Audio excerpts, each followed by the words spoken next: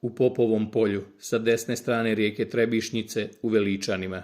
pored hrama svetog arhanđela Mihajla, nalazi se srednjevjekovna nekropola sa 18 sačuvanih starosrpskih spomenika.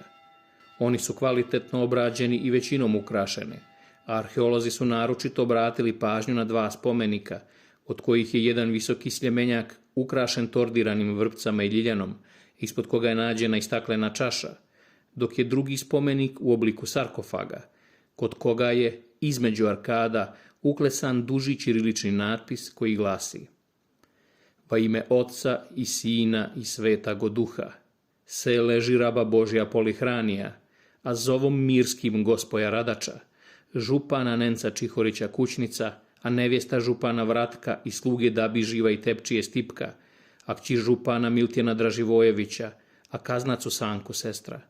A postavi si i biljeg nje, sin Dabiživ, s Božjom pomošju sam svojimi ljudmi, a vadni gospodina kralja Tvrtka.